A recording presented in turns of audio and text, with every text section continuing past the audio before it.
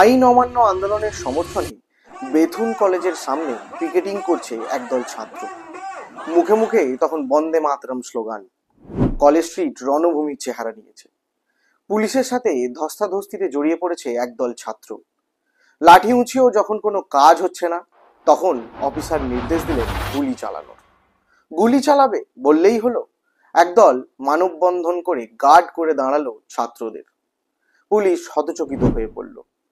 একদল নিরস্ত কলেজ ছাত্রীর উপর গুলি চালালে এই প্রতিবাদের আগুন ছড়িয়ে পড়বে সারা দেশব্যাপী।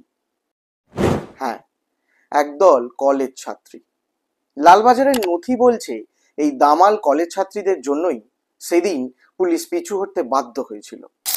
স্বাধীনতা আনতে গিয়ে রক্ত ঝরেছে অনেক, ইতিহাস তাদের আর অনেককেই মনে রাখেনি।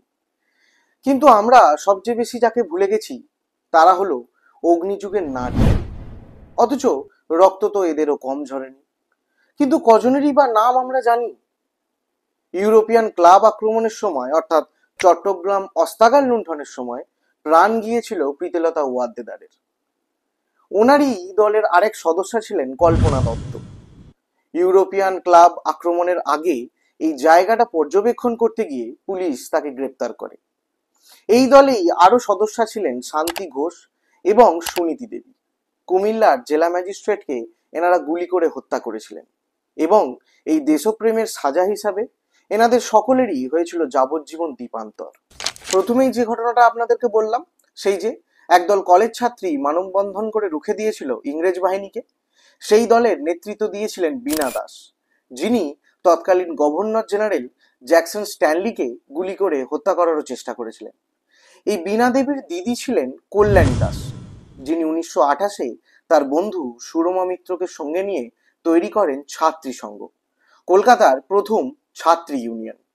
স্বয়ং সুভাষচন্দ্র বসু এনাদেরকে সাহায্য করেছিলেন। এই ছাত্রী সঙ্গেই ছিলেন লীলা নাগ, যিনি ছিলেন ঢাকা বিশ্ববিদ্যালয়ের প্রথম মহিলা স্টুডেন্ট। এই ছাত্রী সঙ্গেই মেয়েদেরকে লাঠি খেলা, অস্ত্র চালানো, ফার্স্ট এড করা এবং সাঁতার শেখানোর মতন আরো অনেক জিনিসই শেখানো হতো। সশস্ত্র বিপ্লবী, স্বাধীনতা সংগ্রামী, এই বিশেষণগুলো শুনলেই মনের মধ্যে একটা পুরুষালী ছবিই ভেসে ওঠে। কিন্তু এবার সময় এসেছে সেই ছবিটা পাল্টানোর।